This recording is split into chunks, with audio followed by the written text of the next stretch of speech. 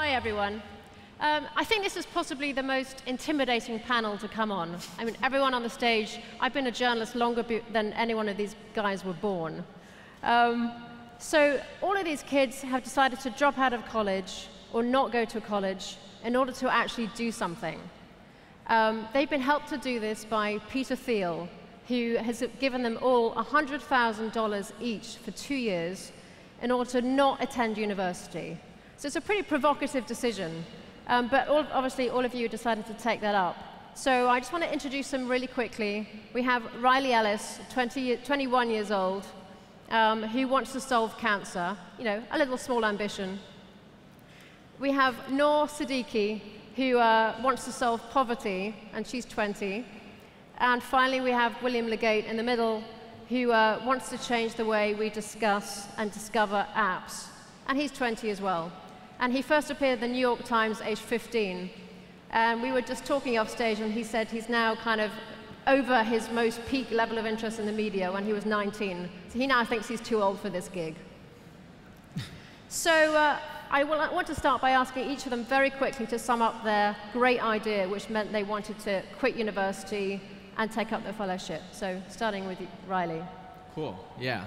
So for me, my passion is creating new drugs in cancer that leverage the immune system in order to eradicate the tumor.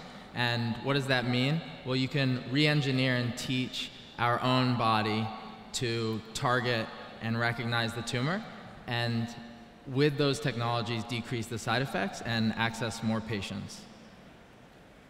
So I'm working on an app called Ponder. It's basically a way to get instant crowdsource opinions from people around you to make smarter everyday decisions. So if you're not sure which shirt to wear to the summit, you can post on Ponder a picture of 2 different shirts, and you'll get instant feedback from hundreds of people around you, from your friends, people interested in fashion, to make better everyday decisions, and it's coming out early next year.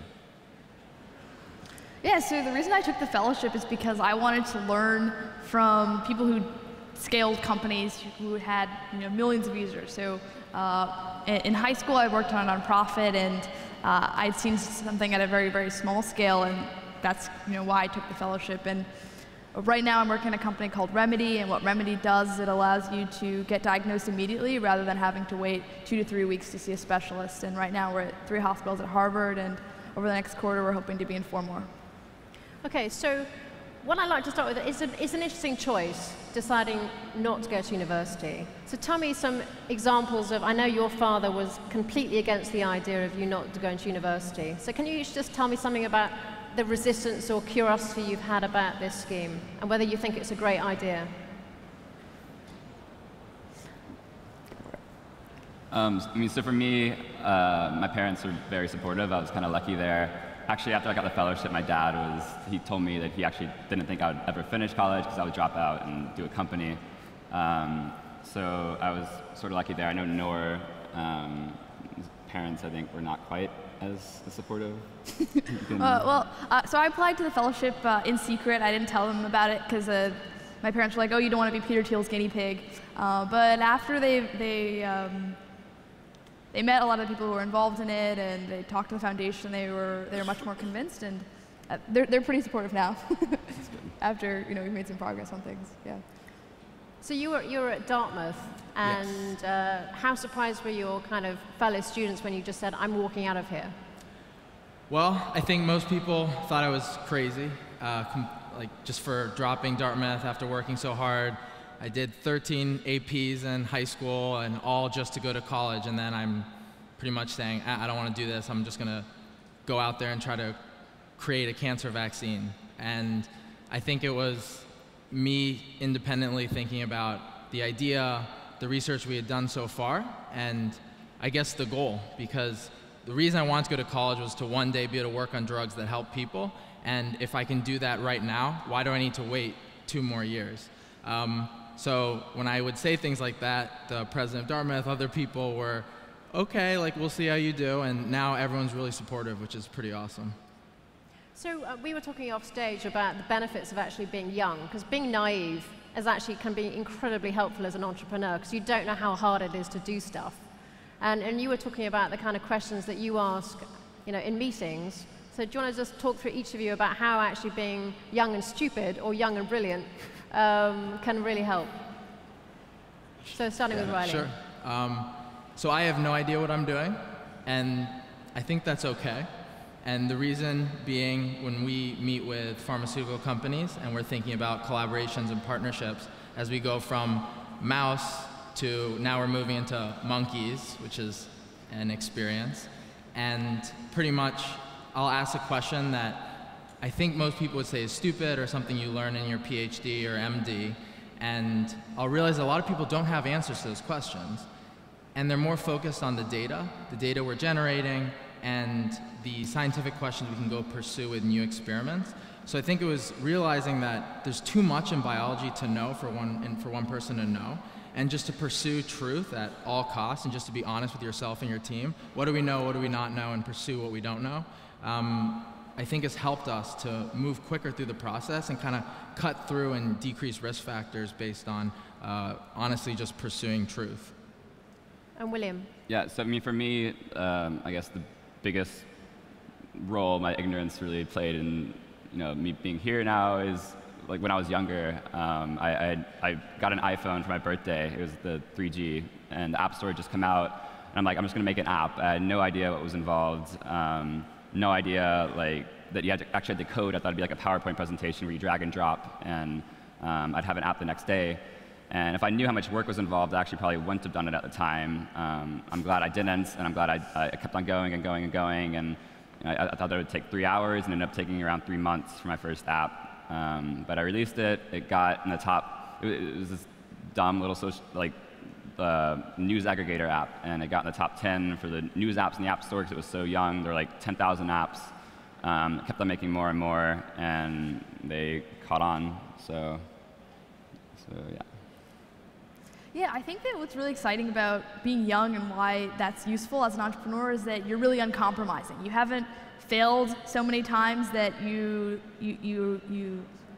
don't modify scope. You're just like, I can go after all of it. So for me, when I went into hospitals and I saw how long patients were waiting and how many times they were retelling their story, I was like, this is completely absurd. It shouldn't be like this. It should be way, way, way faster. And I think that actually helped us get a lot of really prestigious clinicians and administrators on board because there's very few people who are as uncompromising as I think young people are about what they want to see and when they want to get there. So I think that actually motivates some of the best people to align themselves with your vision. And I think that similarly to what Riley said is, oh, you don't know what you're doing, but I think that a lot of people have deep domain expertise, and they've kind of been working in that area for a long time, and they're really excited by the idea of, okay, let's apply this to something really meaningful, like a cancer drug, or in our case, trying to get millions of Americans and millions of people around the world faster access to specialists so that they can get diagnosed more quickly. So in that sense, there are a lot of advantages to being young. So I'd like to know a bit about what is it actually like being a Peter Thiel Fellow. I mean, do you all live in like some big brother house and annoy each other and share ideas? How does actually, because you're kind of thrown in at the deep end as well to just get on with it. So I'd just be interested in some. So they start you out over the summer, and for a couple of months they have a house for all the fellows. It's free in the Bay Area. It's basically just to get adjusted to to the Valley, which is where most of the fellows end up moving to. And it was a great experience for me. You meet all these other people who you feel like you're the dumbest person there, and I was wondering like how I got the fellowship constantly. And you just learn a ton of amazing things, and then eventually you move out of that house and you find a longer term place. So I ended up signing a lease in San Francisco, moved in with 5 other fellows, and it's a very collaborative culture. Everyone thinks they're asking if we're competing with each other, and it's not that way at all. Everyone's trying to help each other out. If you want to enter to an investor, someone in the fellowship knows someone, and there's a network of hundreds of mentors you can reach out to. And there are also a lot of things they don't publicize really that's really great about the fellowship socially. So we get a social budget every month to spend money just doing things like going skydiving and stuff. And so it's not, you do miss some of the social experience of college, but there's also a different, I think, more meaningful, more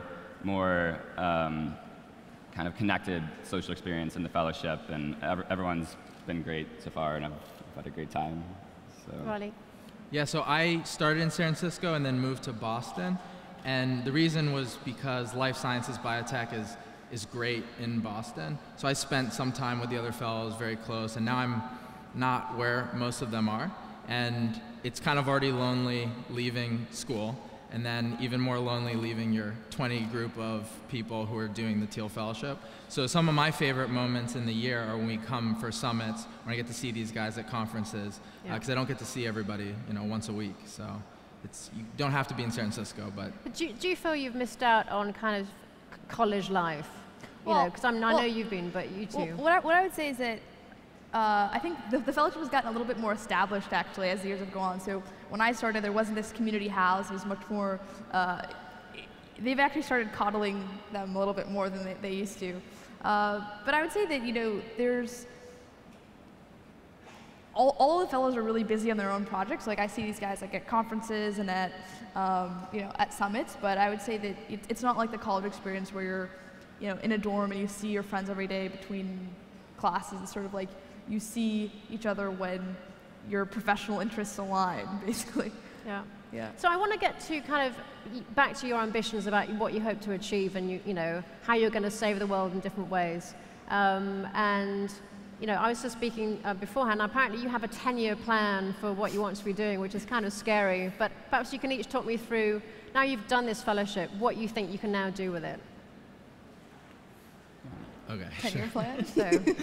So 10-year plan, it's not a plan, it's probably a bad plan, but I'm just going to put it out there, is using some of the genomic tools that we have to understand and characterize a patient's tumor for us to design these immunotherapies for the individual patient. And what we're seeing with allergy medicine is they actually will take your drugs and build a concoction at CVS or Walmart or any Walgreens specifically for you. So starting to see this in some of the other industries in pharma. So it's a matter of time for biotech. You can design a drug specifically for a patient. And what we do now, which is pretty cool, is we take mice and we remove their immune system. So they're called nude mice because they don't have any hair. And ultimately we give them a patient's tumor, so directly from a patient, and we can try different drugs to see which ones are effective. And people say, oh, well, a mouse isn't predictive of a human. But when you give them the patient's tumor and treat it, the transfer, like how the drug transfers in terms of efficacy in people, is pretty good. So we're starting to see on the research tools ability to model a patient's tumor and design a drug directly for them. So for me, it's data-driven, personalized, and designing these cocktail drugs individually for the patient. Okay, William, do you have a 10-year plan for? I have no idea how Riley has a 10-year plan. I have no idea. I don't know what I'll be doing 10 months from now. And if I said I did, I think I'd probably be lying.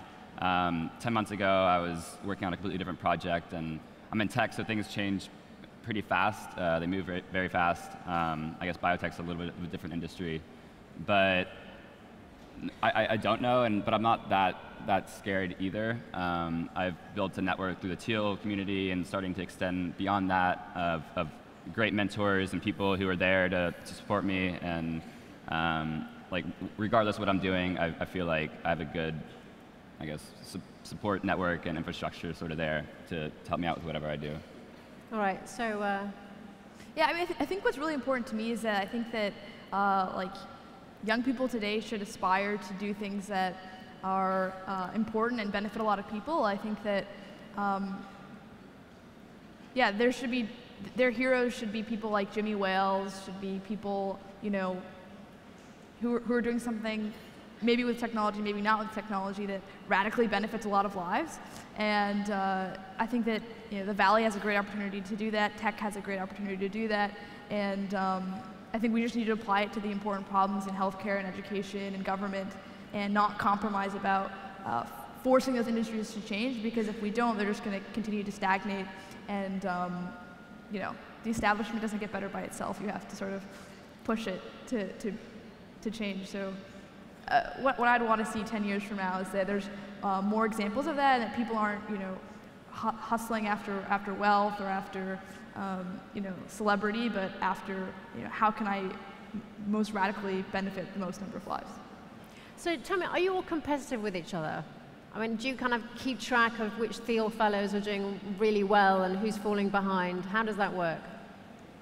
I mean, I think secretly we're all like trying to like one-up each other, but like when we're actually talking to one another, it's very, you know, we're all trying to help each other out.